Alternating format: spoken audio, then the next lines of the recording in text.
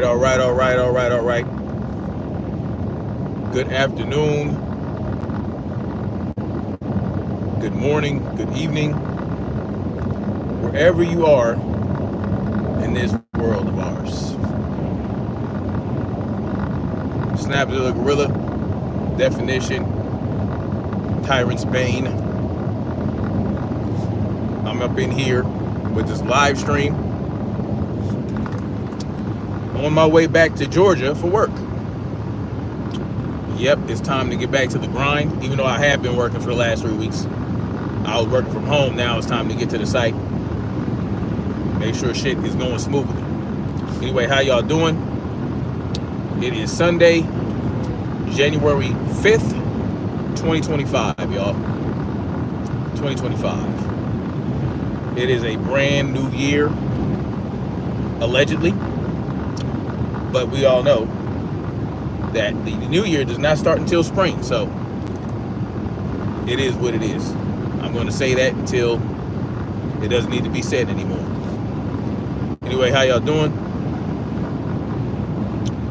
Give you guys a second to get up in here if you guys choose to come. I just want to go over this real quick because I feel like it's important to understand what we're dealing with in the world of covering boxing. What are we dealing with? And it's not just boxing. It's anything that we choose to cover in the realm of YouTube, in the realm of Instagram, reporting, all that good shit. It's all about impressions, clicks, and views. It's all about, inciting and provoking and invoking reactions from certain individuals. Boxing is just a perfect example of that, especially how boxing is covered today with these YouTubers, many of whom have decided to go the route of sensationalism, gossiping, all that good shit, trying to intermix boxing with messy nonsense. It's almost like we want to turn boxing into love and boxing, all right? They want to create a love and boxing scenario, just like there's love in basketball, right? Cameron Fields, how you doing, sister? Cameron Fields in the building. Drop the link to your channel so people can know where to go to get wonderful information on mental health. Love and boxing, yes.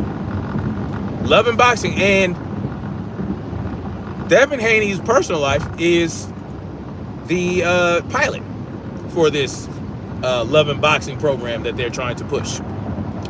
Everything that Devin Haney does in his personal life is now the subject of a pilot episode of drama. He's just not a willing participant. They're just taking his life and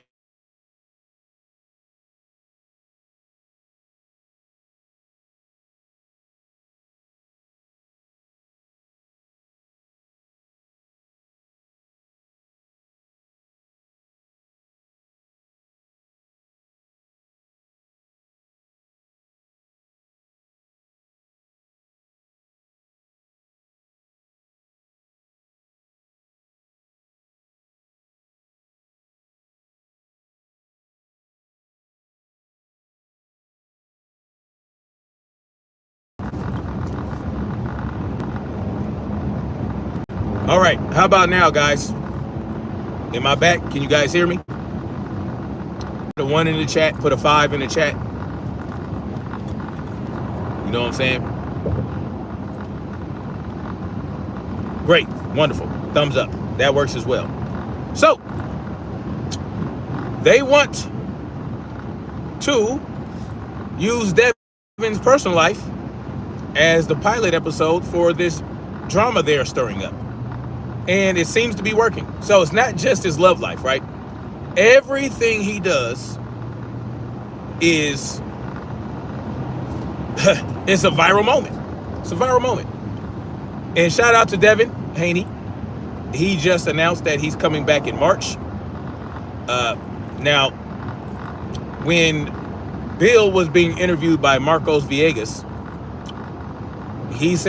Bill said that there was a May date, probably May or April. But since Devin is coming out saying March, it gives me confidence that he has an actual opponent, a dance partner. I believe he has a dance partner now. And so that is great news. I'm looking forward to seeing who is going to fight. I hope that he comes back to fight, a warm-up fight, get back in the groove. But he's going to do what he wants to do. And Teofimo wants to be his dance partner in March. We all know that. We all know Teofimo, all of a sudden, he wants to get in the ring with Devin. And it's because Bob Arum told him that fighting Super Real is not going to be pay-per-view worthy. Well, Teo wants that pay-per-view thing cracking. And what does this do? This disproves the notion from numbskulls and miscreants like Knockoff Pity Pat that Devin has no value, that his value is tanking, that his stock is dropping. Even though he told you guys himself that every time Devin does something, he's glad because he can talk about it and get impressions on his channel. He is full of shit. He's a liar. He's a scumbag. Anyway, so, well, Snapzilla, Tyrant's Bane. Definition. What are you talking about when you say that people cheese when Devin pulls up? Well, there was a recent situation on Mill City Boxing, and not just Mill City. Also, that Marcos Villegas interview with Bill Haney. There was also an instance there. We all know Devin barely pulls up on anybody's channel to do anything, to do any interviews or anything like that. He's a workhorse. He likes to work, and that's why he has his father. But of course, people are going to make it seem like his father is putting on a cape.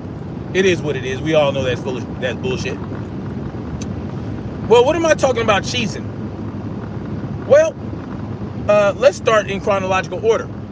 When Bill Haney was being interviewed by Marcos from Fight Hub, I'm not plugging his channel. It's just a reality. That's where he was doing the interview at. The corner of Devin's head came into view of the camera. And Marcos Villegas, his chest lifted, his head rose, and his eyes was all a twitter. He was smiling from ear to ear when he saw Devin. He saw Devin's curl. He saw a single curl of Devin's head come into view, and boy, oh boy, did he tingle all over. Yes, that boy was tingling. Marcos Villegas, or whatever the hell you want to call his name.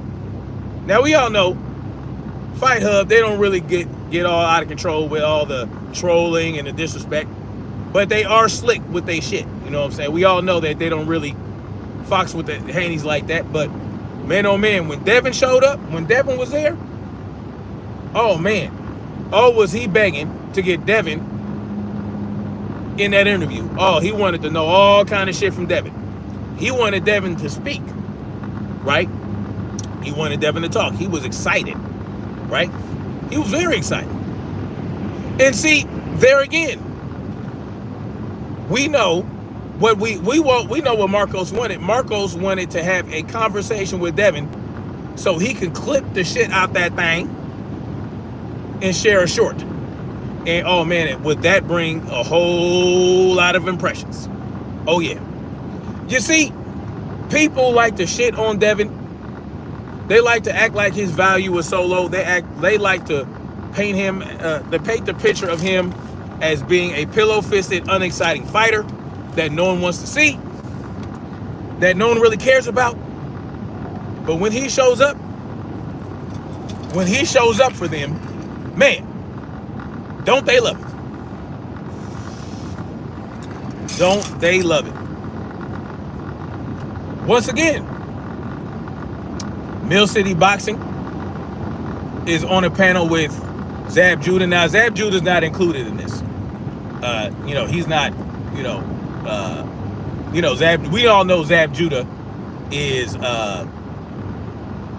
Devin's godfather. We all know that. His real godfather. Even though some people will tell you, some clown would like to tell you that Victor Conte is Devin's godfather, simply because they're salty ass bitches. You see, Kevin Samuels was right about sign language, but he was incorrect about who uses sign language.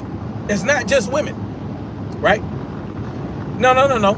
In matter of fact, I would say a lot of women, like Cameron, like Shaquilla, for example, and also like Sugar Free Mars, they don't use sign language. Nick J, Baxiana, you know what I'm saying? Even though we know Baxiana likes to clown, it's all in fun for her. No. It's sensitive dudes like Boxy NoHo, Knockoff Pity Pat, 69 TV, Janitor, what did Champ Side call him? Janitor somebody? Janitor custodian man? Called himself Marty Manager. We all know those guys. Oh, they use the sign language, yes. Shame, insult, guilt, and the need to be right. They will lie, manipulate, shame to make Devin look correct, look sad, look bad. To make Bill Haney look bad. They will lie. They will do all manner of catty things. Oh, are they so catty? Xander, good morning, brother. Nephew was good, nephew. Cameron says, when he shows up, they prove he lives in their head rent-free. Absolutely. So, Mill City, we all know Mill City don't like Devin. Again, he's a little bit slicker, but we all know he frames to make Devin look bad. Oh, do they frame? They love the frame, y'all. Shame, insult, guilt, and the need to be right. Just like, I'm going to digress a little bit. Boxing No Go just posted a video. Now, I haven't gone through the video yet, but he dares to say that Devin wants to fight during Ramadan again, implying that Devin is a bad Muslim. As if Boxing No Go knows anything about fucking Islam. You see, when I was 8 years old, my stepdaddy converted us all to Muslims. I took the Shahada when I was 13. I know about Islam. I know about fasting. I know about Ramadan. I know about Eid. I know about the principles of Islam. I know, I learned some Arabic, you know what I'm saying? I don't practice now, but I was never really into it, but I had to go to classes, all this other shit. Yeah, I showed up to the masjid, the mosque, whatever you want to say. I had an imam that we dealt with. Yeah, Ramadan is a principle of Islam. Now, again, Boxing No Go wants to give the impression that Devin Haney is a fake Muslim or a bad Muslim. But there are extenuating circumstances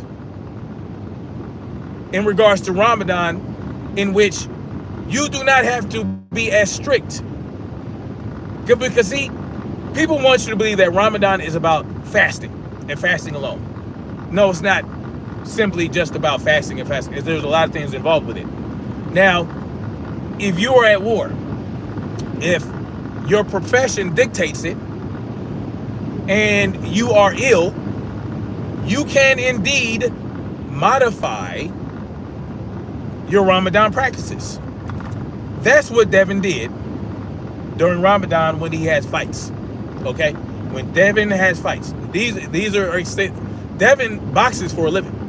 And he has to do certain things to ensure that he boxes, ensure that the timing is right. And if you have to box or do fight camp during Ramadan, well, guess what? There are certain modifications that you can make. There are concessions that you can make for yourself during Ramadan that is okay. But see, Boxing No Go is not going to tell you that. He's going to pretend and pontificate is more aptly. He's going to pontificate about how Devin is screwing up when he has no earthly idea what the fuck he's talking about. He needs to look at Wahid Jajid Babid, or whatever the fuck Tank is calling himself. That's who he needs to look at about being a fake Muslim and not practicing correctly. Anyway, so I forgot who the other guy was. It was Zab Judah, Mill City, Mill, whatever the fuck you want to call him, and another guy before Devin even pulled up, because Devin was in the chat. Oh, they were excited. Everybody was fucking cheesy. Everybody. When Devin actually showed up for a hot second to say a few words, oh man, the energy. Did the energy not display the reality of what's in these individuals' hearts? What's in their hearts? At the end of the day, they're in love with Devin. Yeah, they're in love with Devin. And they're in love with what Devin can bring to them. It's like I said before, right? A lot of these dudes are hypergamous in nature. Yes, they are hypergamous. I've made this assertion before, and this further convinces me that what I say is fact. These dudes are hypergamous. Yes, they are monkey branchers. They are looking to level up using the men they admire, or they don't even have to admire, right? They don't have to admire, because a lot of women who are hypergamous only want to use men for their benefit. I'm not broad stroking women, okay? I know it. I'm not using any hasty generalizations. But women are hypergamous by nature. And some of them are malicious with it, and some of them are very, very virtuous. But these dudes, are they malicious? Are they malicious? And the reason I wanted to highlight this is because, well, when they go in on Devin, when they shit on him, when they find every reason to make Devin look bad, right? Like they tried to do with Devin signing up for 365 24/7 VADA testing when he said that he was coming back in March. All these things, every time he does something, they have to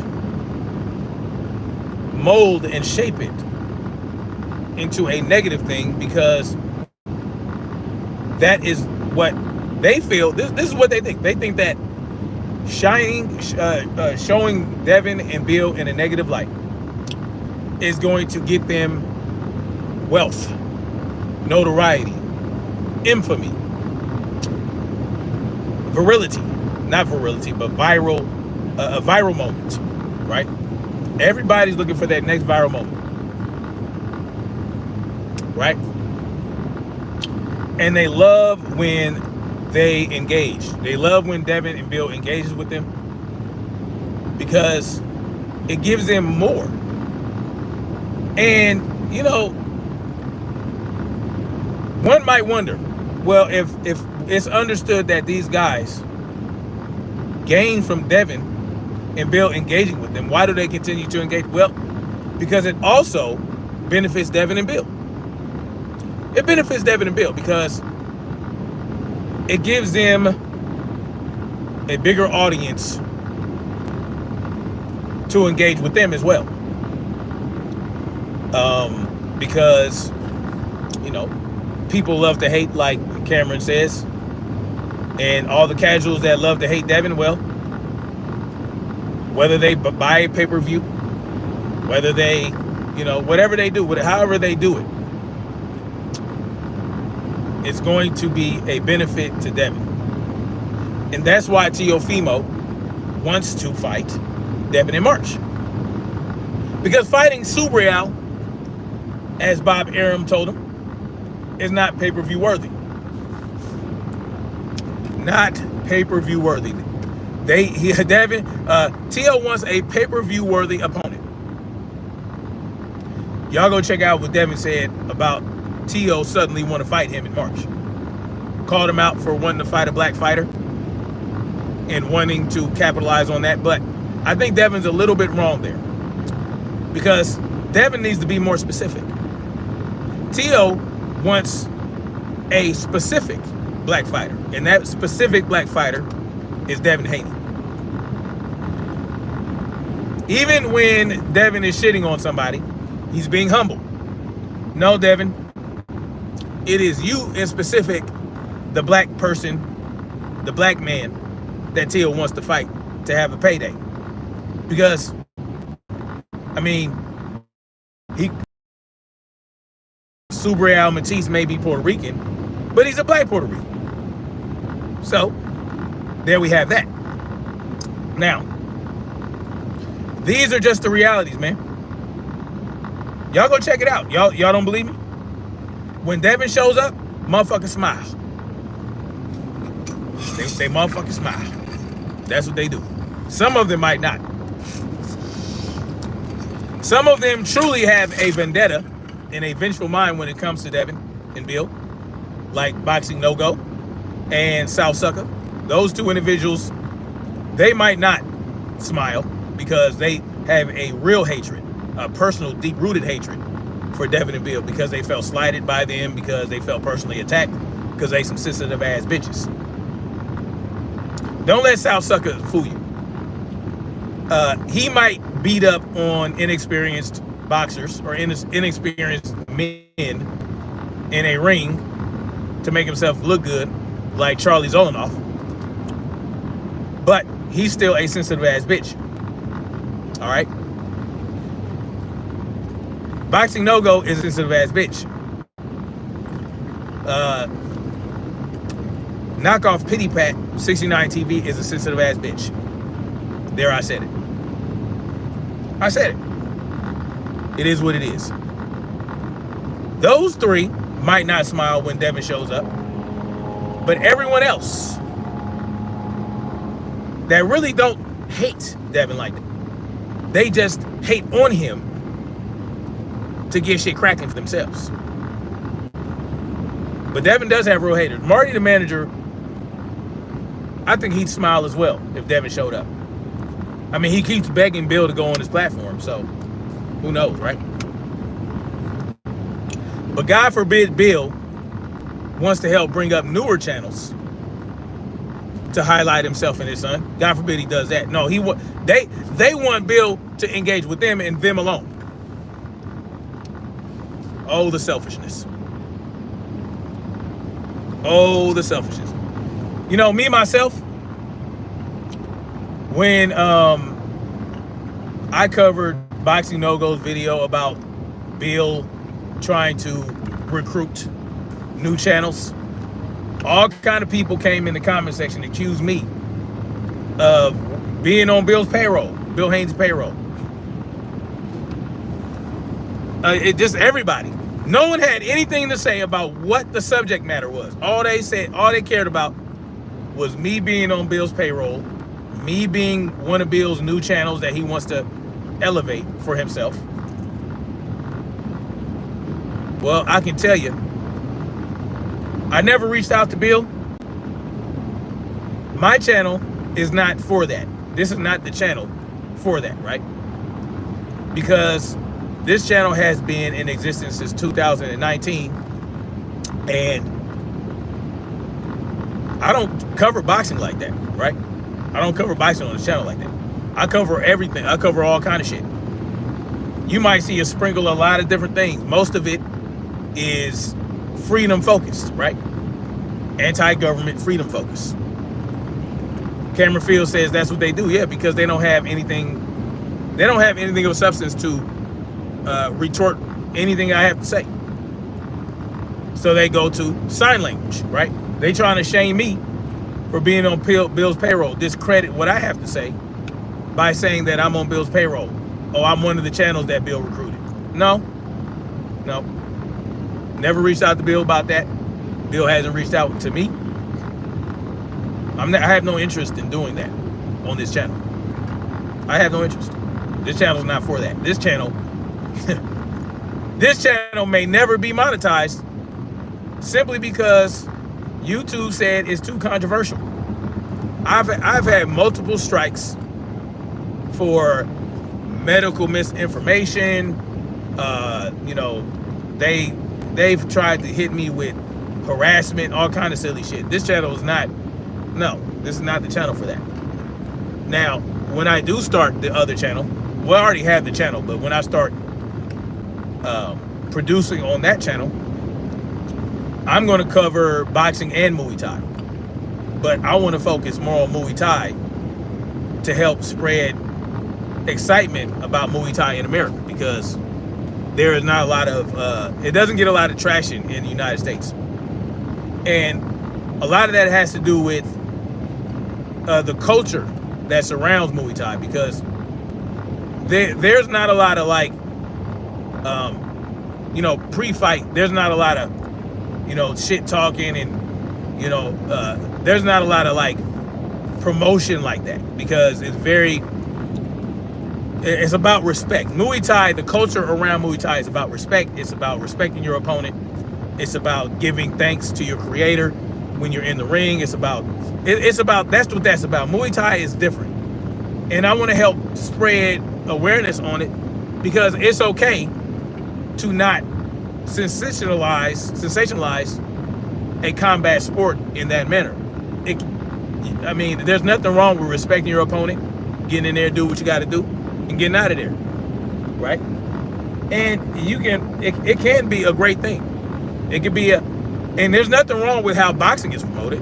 I love it. I love how, you know, they get in there and talk shit. UFC, how they talk shit. Other MMA platforms, how they talk shit, how they get it, mix it up before the fight. Muay Thai is just not like that. You're not gonna hit the fighters who fight Muay Thai. It's more about humility, right? Because it's not just about kicking and elbow and knee. It's about ritual, right? There's a lot of ritualistic artistry that goes along with that. It's, you know, the music, you know, the music during the fight. I mean, they play music during the fight, right? It's beautiful to watch. So I want to highlight those things surrounding Muay Thai. So, and of course I'm going to cover boxing as well. You know, it's going to be equal focus on both. There are a lot of local fights throughout the country for Muay Thai, a lot of nationals and all that stuff. But, you know, I want to help get pro Muay Thai professional fights, get those, because like certain MMA platforms, they'll have Muay Thai fights. You know, they'll mix it up. They'll have Muay Thai, kickboxing, MMA, but it's not true Muay Thai. They just use Muay Thai style to fight in the octagon. But it's not, you know, yes, you're only using Muay Thai rules, but the ritualistic and customs, the rituals and the customs surrounding it are not highlighted in those bouts. So, yeah, it's a beautiful thing. Cameron says she looks forward to it. Me too. She says, I'm definitely interested to learn more once you drop those videos. Yeah, so it might start off with me just, you know, showing the fights and, you know, analyzing them, breaking them down, breaking down the rules, and a lot of it might be Muay Thai fights from actual Thailand, right? Because of course Muay Thai is huge in Thailand, right? It's big, it's huge in Thailand. I mean, a lot of fighters, that's all they do. They start from very young, and that's all they do for the rest of their life. I mean, they eat, sleep, dream, shit, Muay Thai. That's all they do. And it's a profession. It's not just, but it's not a profession that's meant to get you rich. It's just a profession like any other profession. It just happens to be that you are putting on a show for people using this art form. So, yeah, I mean, so it might start off with me doing watch parties for actual Muay Thai fights that have already happened, highlighting certain Muay Thai fighters like Bukau,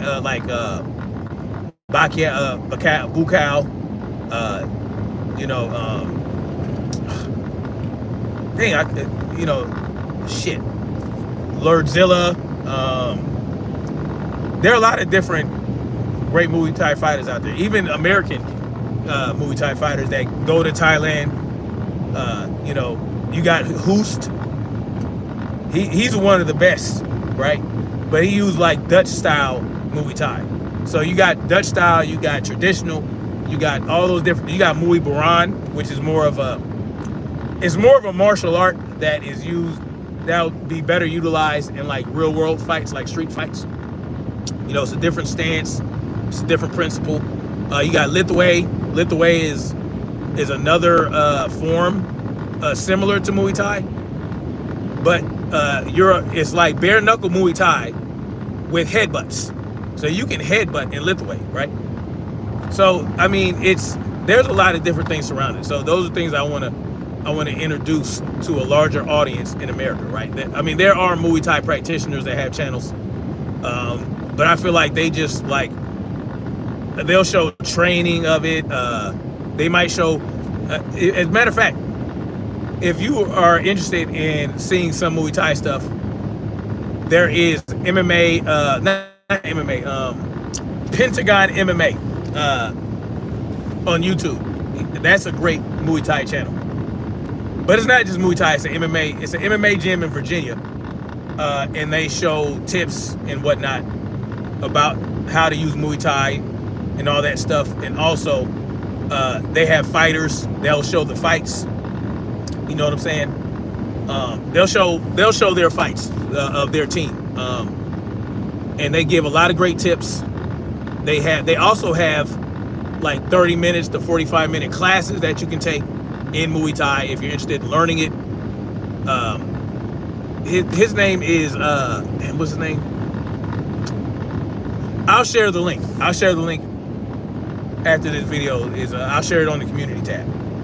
That's a great channel. I've done quite a few of their of his 30-minute classes. So I mean, it's a follow along. Hey, it ain't no joke either. It's man, it's beautiful.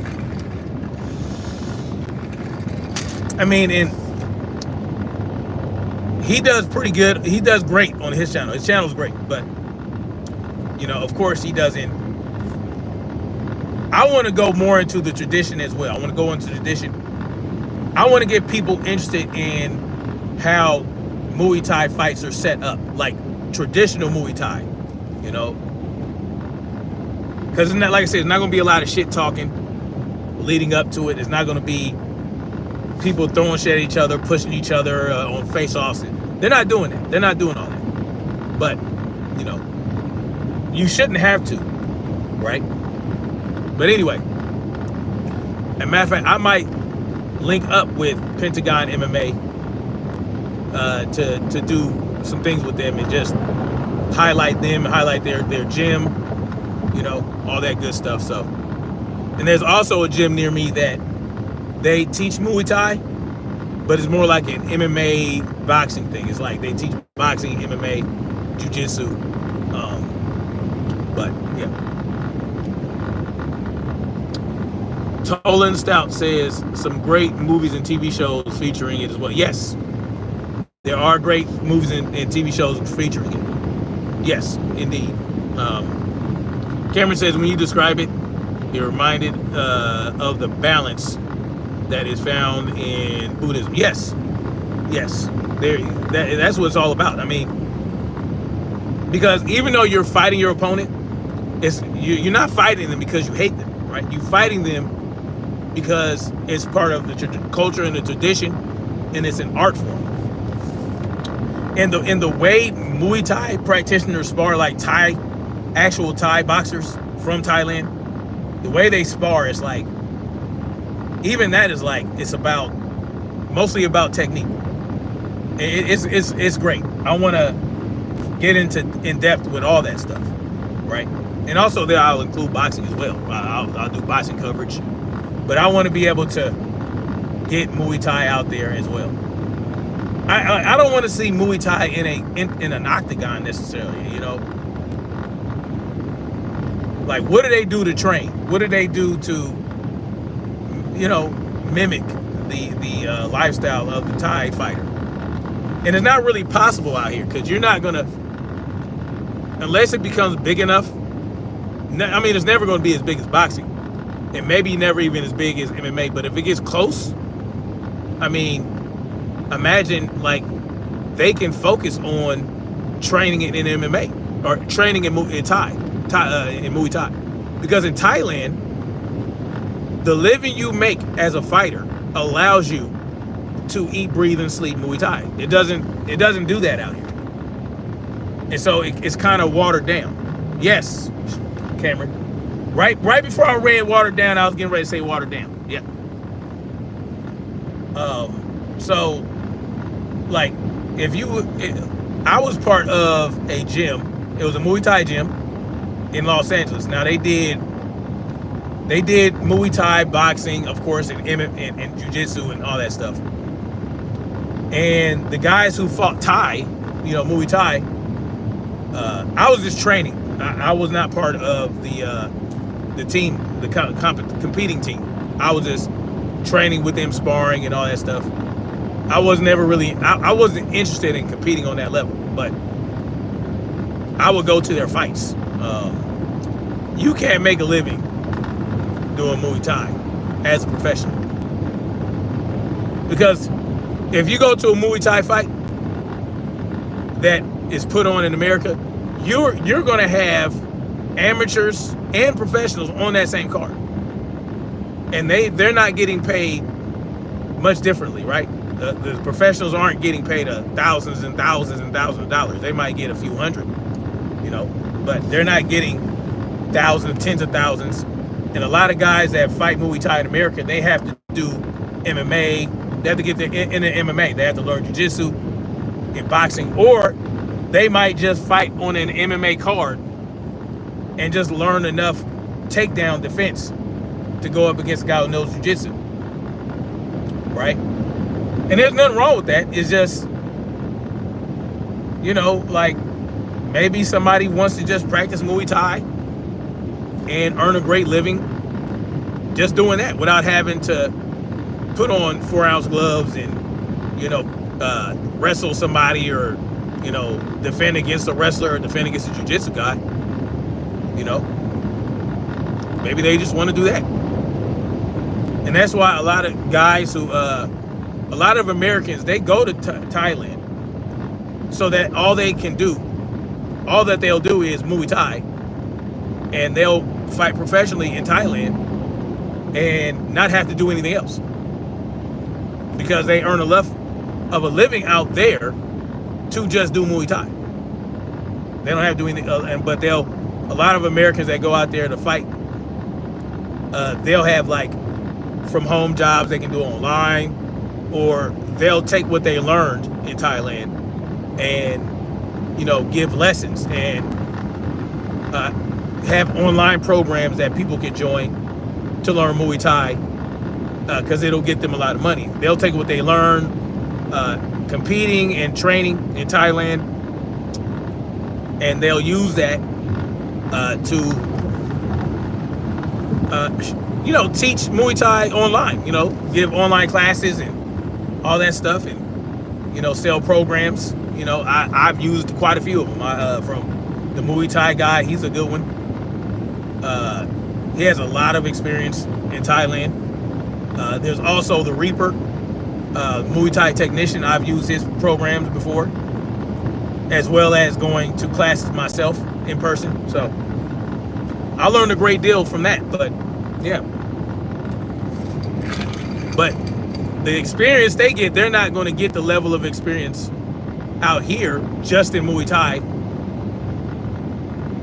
and be as good in a short amount of time, because they can't just do Muay Thai.